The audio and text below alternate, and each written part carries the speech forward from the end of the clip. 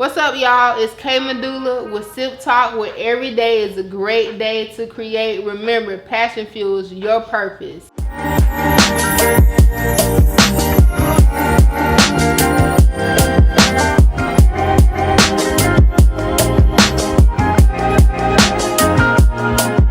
We're gonna be sipping and talking today with visual artist Camille. So what's up, girl?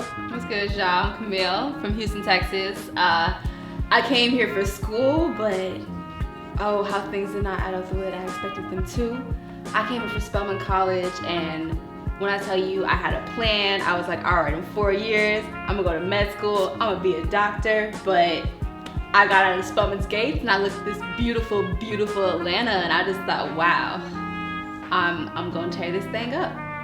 And that is what I came here to do. When I got into art, I saw the galleries. I was in the Castleberry area, checked out the Zuccotti, Mint and TL, so many galleries, and they inspired me to take a different path in my life. And I found family and I found friends, and that's how I got here. It's crazy that you say that, how you were in the medical field in school, when there were so many people when I was at West Georgia that were in the medical field when we were taking sculpture classes, and they were so awesome. And I was just like, yo, you need to be in another field. You need to be doing art, because I'm just like, why are you learning about art? Classes.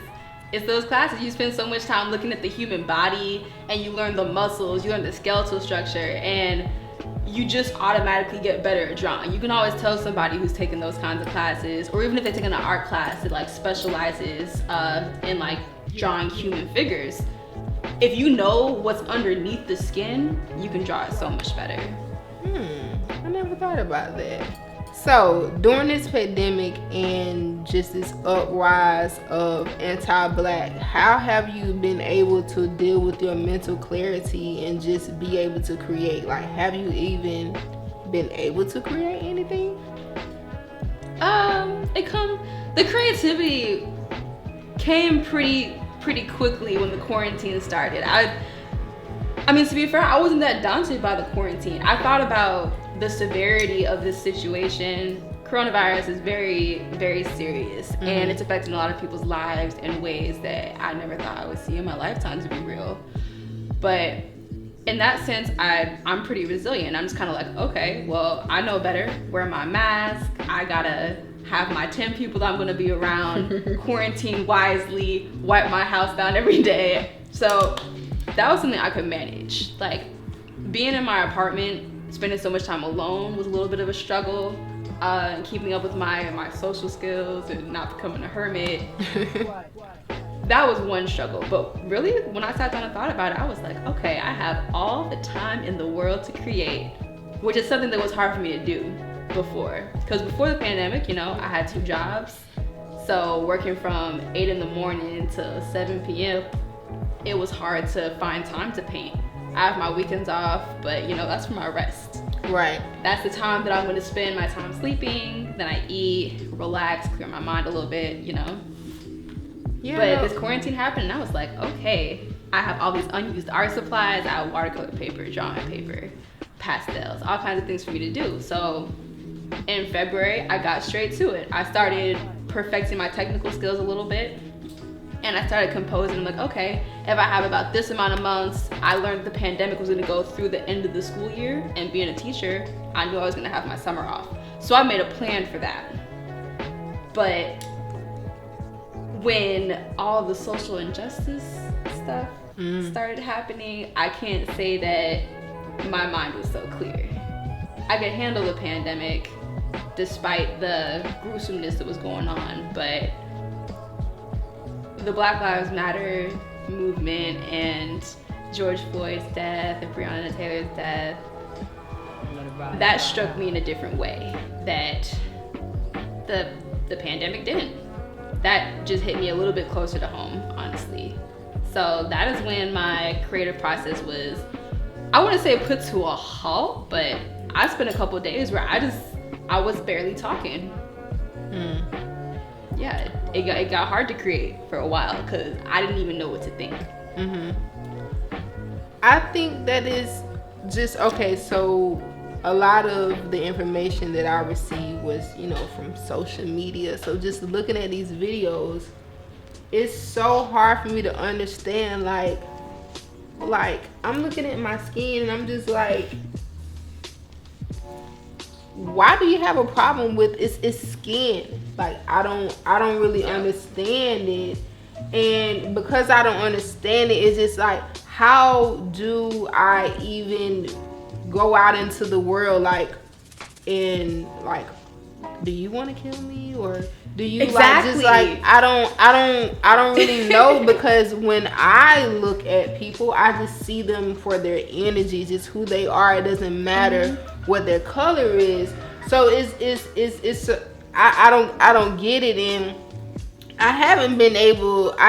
none of my work, I've never created work that had to do with anything that had to deal with, I'm black, or when you see my work, like you can't see my work and say like, oh, that's the African American that created that work. When you see my work, it's just, it's mostly inspired by nature or just things that I have going on with my life, but it has nothing to do with the color of my skin.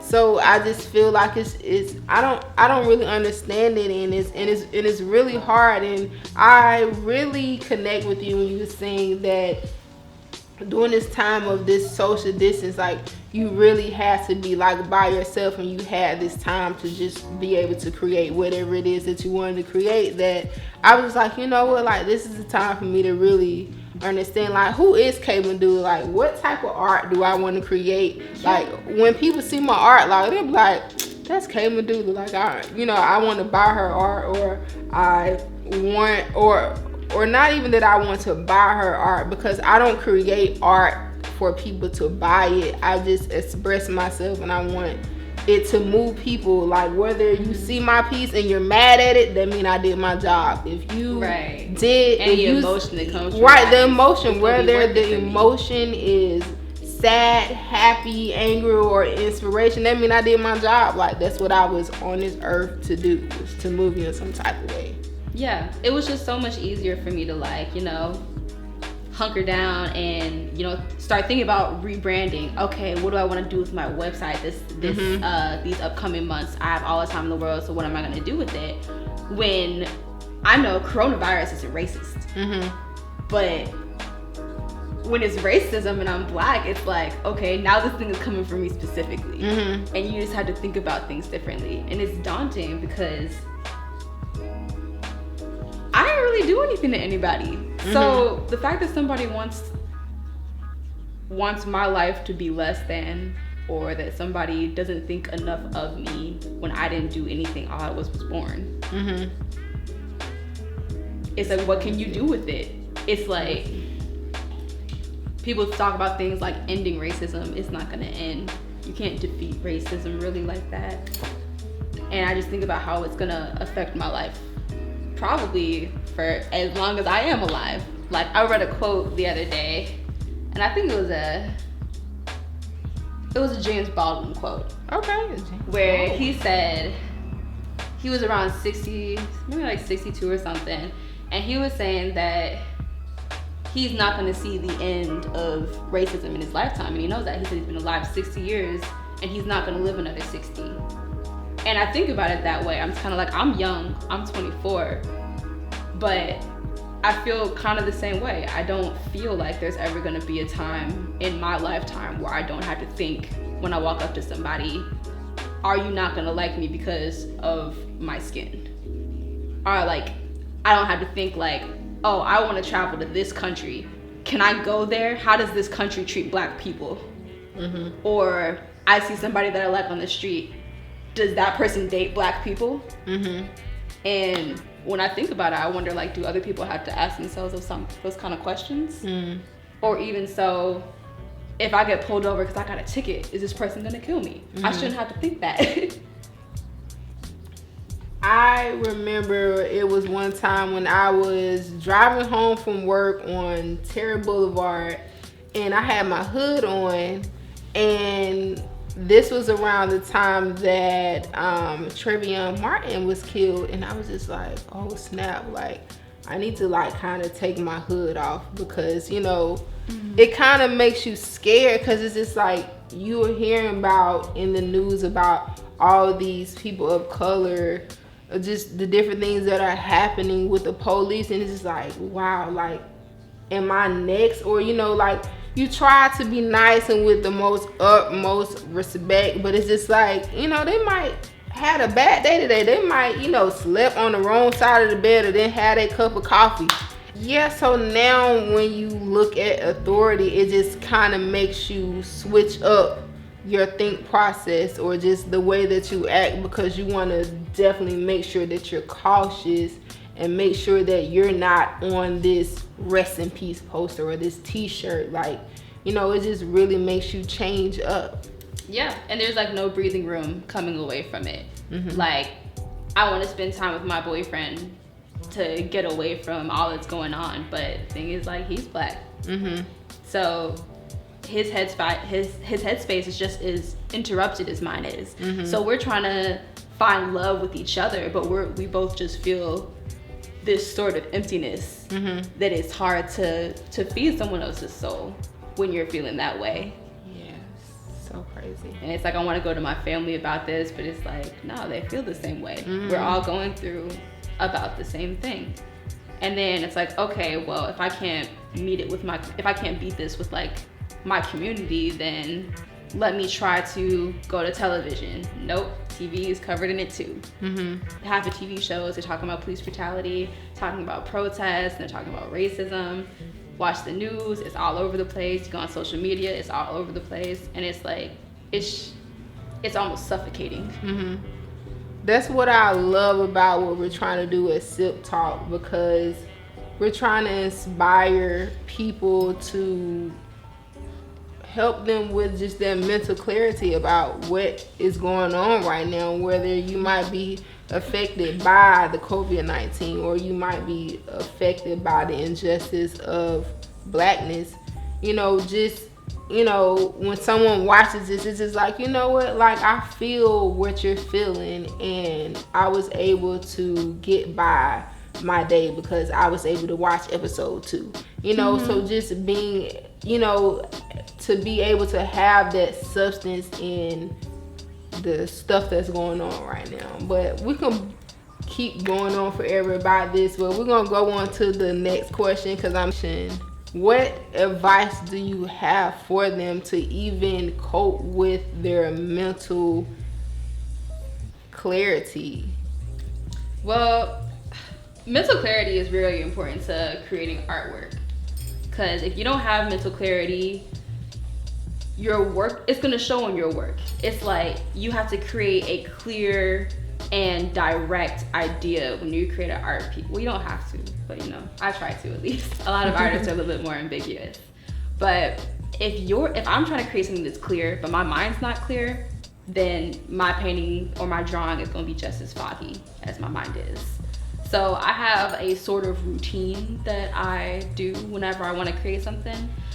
And that's generally what gets me in that headspace. I'll go for a run, I'll go to the gym. Well, I can't go to the gym right now because coronavirus. But you know, I'll go for a jog. I'll do some yoga on my balcony just to work my body into a high energy so that when I'm creating, I'm up, my elbows are going, and I don't feel so sluggish. So I work out to get my energy going. If I'm exhausted, I might take a nap before. I'll take a shower to kind of like awaken all of my nerves, to clear my mind of what's going on. I feel like showers help with that. Really? I don't know if anybody else, but a good bubble bath. And if that doesn't do it, I just put some music on. I'll always be able to find a song, an album, or something that gets me going, because I have a very eclectic and wide range of music. I have all moods of it, all genres of it. So I'll find something to listen to, and I pace. So after the nap, after the exercise, after the shower, after the music, I just pace and I talk to myself and I talk myself through whatever it is that's on my mind. And I talk until my feelings are gone, until I feel like I've reconciled within myself whatever it is on my mind. Whether it's my grandmother being sick, whether it is I had a nasty conversation with my boyfriend, or if I saw some episode of Insecure that just really got me wound up, whatever it is, I talk through it with myself until I feel like I've come to a conclusion. And when my heart's not so heavy, that's the point at which I finally feel light enough to create something. I like that. I think that's the type of process that helps me as well, because I love water, whether it might be that I'm taking like a long shower, or I'm in nature and I am by like a waterfall. It's just something about just water and just nature that just kind of grounds me, where I'm able to just write in my journal, or I'm just really able to understand like what is it that is affecting me, like why do I feel happy or sad, and then once I kind of realize what that is, then I'm able to pour those emotions into my artwork. That's why art helps me, because I'm able to express myself in a positive way and be able to cope with whatever it is that I'm going through. Because I'll tell you, if I ain't got art, I don't know what my emotions will do sometimes. Right. Like, right. The times in my life where I feel like I wasn't creating, my emotions were going haywire in ways that I didn't even understand. Mm-hmm. Like, if I haven't drawn in a while, I remember in school I had teachers that wouldn't let me doodle. And I'm like, you don't know, drawing helps me listen to your lecture. Mm-hmm. So if I'm not drawing, I just sit there and I get slowly more irritated. Mm-hmm. And then I get worked up. And then I have this high energy and I start acting out. That was more so in high school. I don't act out so much now. Now I have a little bit more control in my life. I definitely. But, your body responds when you're not expressing yourself. Mm-hmm. When you don't express yourself, you start to lash out almost. Mm-hmm. And folks can tell when I have not expressed myself in a long time. It becomes very evident in my mood. Yeah, no, I definitely understand. I remember I had like this boring history class, and I was supposed to be writing notes, but the whole time I was just doodling. But yet I was listening, but I was still like, it wasn't even that I was doodling something that was like good. I was just, just doing random the creative part of your mind. So like the rest of your mind can do what you're supposed to be doing. Yeah, you just have to activate that part of you, and that's really what drawing does for me. Like, as far as mental clarity goes, my mental clarity comes from the artwork. My mental clarity comes from painting the canvas, from drawing on the paper. I could be drawing something that I'm looking at, or I could be drawing something from my imagination. It's just the action of it that calms me. It brings me peace. It puts my nerves at like more of an equilibrium than whatever I was feeling before. Well, so you guys, I am so excited to see what Camille has for us today for the show and tell segment, because I really want to see what you were thinking behind your piece. So let's get into the sip and talk. Right. This is a piece that I've been working on since the pandemic and all what's been going on has happened, and I've had the subject matter on my mind for a while, for about a year now, if not a little bit longer, where I just felt like it's so hard to find like internal peace and rest sometimes for myself. And I see it in my friends, I see it in my family sometimes, where I'll even like have a conversation with my mom sometimes, and I'll listen to the anger in her voice, the stress, the anxiety, and I'm just like, you need some healing. And I feel a lot of people don't recognize that in themselves a lot, especially Black people. I feel like sometimes we just want to keep taking the blows, especially our Black men too, Black men and women. It's like when something is harming us, it's almost a sign of defeat to acknowledge that we need some help. We need some healing right now. So that was the original spirit with this piece that I have here.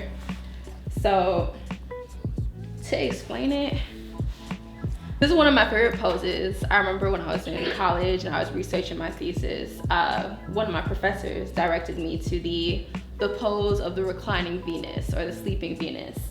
And I did a lot of research on it, and it resonated with me as a good depiction of a woman, and you can communicate so much personality and so much narrative through this kind of a pose. Like we saw it in we see it in like Beyonce's music videos sometimes. She'll have a similar pose to this, and just everything in it says so much about the character. So with this pose, she's laying in what I would think is kind of a healing garden. She's laying on what's supposed to be this really plush and soft looking moss. It's got some nice trees in the background, and she's laying where she is like ever so slightly into the water that's down below here. And it's because water has healing qualities to it. So kind of like when you are being baptized, you go underneath the water and you come back up, and your soul is supposed to be a little bit healed. You're a little bit closer to like the divine after that. So that was supposed to be the spirit of this. Now, I got the idea from watching one of my favorite movies, Princess Mononoke. I don't know if anybody else is an anime fan, but this is a Studio Ghibli movie called Princess Mononoke. And in the forest, there's this very healing type of water to the point that one of the characters gets injured. And so the spirits of the forest take him and they lay him in the water, and the water begins to save him a little bit. So that's what I want it to be felt by, that's what I want this woman to feel here. I don't know if anyone can see her face from this distance, but she's not asleep in this picture. I actually got this facial expression from a pregnant woman giving birth. And it's supposed to be a feeling of agony, a feeling of immense pain, but not a feeling where you're giving up, a feeling of, I'm gonna push through whatever it is that I'm going through. And so as she's laying in this water, even though she's in pain, she knows that she's going to be healed. Now, there's a kind of structure on her here that you can see, and it's gonna be in some other places when this work gets closer to being finished, but it's essentially scaffolding for a building. I don't know if anyone has ever seen a building that, like a really old building, and you see all the scaffolding on the sides of it. So sometimes people do that to check up on the structure. They did that to a school of mine. I went to a Catholic school, and that Catholic school had to be almost 100 years old, and they were wondering, are these floors aren't going to come down, right? It's not going to cave in on us. So they had to put some scaffolding up and check on the structure to make sure that everything is still healthy within the structure. And that's what I wanted to, that's the idea that I wanted to communicate by putting the scaffolding on her body, to check up on the different parts of her. On her feet, is she working too hard? Is she walking too far? Is she running from something? On her hand, because again, is she working too hard? Is she typing all day? Is she painting all day? Is she drawing all day? Is she braid hair all day? What is she doing in art? Is that part of her body? Good. I put it a little bit here behind her head, and it's gonna scaffold here a little bit to check on people's mental state. It's like, you don't put that on a building you're gonna take down. You put that on the buildings you wanna preserve. You check up on those things because you wanna make sure that they're gonna be okay. And if they're not okay, that you're gonna repair them. So I went to see an architecture tour in Chicago, and I looked at it on one of the buildings, and I was like, it's almost creepy. It made my trypophobia reflexes go off a little bit. But I listened to the tour guide explain why it was there, and they're talking about how this is a really old cathedral, but it's such a feat of architectural beauty that they wanted to preserve it. So they're gonna gut it out, they're gonna take out what's no longer useful, and they're going to install something that the city wanted, which was gonna be a restaurant. But analogy-wise, you can do that with yourself. You can take it upon yourself to take the bad out. You can, if you have any guilt, if you have any negative feelings, if you've done something that you regret or anything bad, it's like you can take that time to cut it away from yourself. But you have to take that initiative to better yourself and to let yourself heal from the pain that you're feeling. Like, you don't have to discard yourself. It's about taking what you have and improving upon it. I love this piece, and I'm so inspired that you were able to create this piece during this COVID-19 where we had to take this time to just spend time with ourselves, because we're able to reflect on the bad that we need to, fix, or the good that we want to embrace more. And that you are salvageable. Yes. You are worth it to follow through and fix whatever it is that you might think is wrong.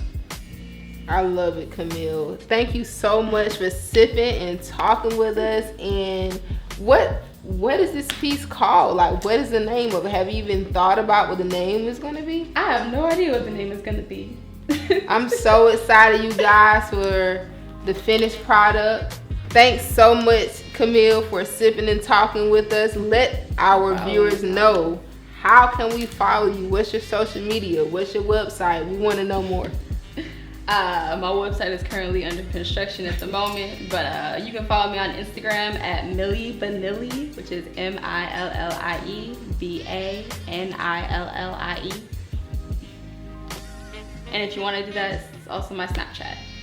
You want to have those intimate conversations. Join me on the next episode of Sip Talk. To all the dope viewers, what are you creating today? Drop your comments below and let's sip and talk about it. Subscribe to our YouTube channel, Sip Museum ATL. And if you're on IG, follow us on Sip Museum ATL. And for those Facebook folks, follow us on Facebook as well at Sip Museum. Remember, passion fuels your purpose. See you next episode.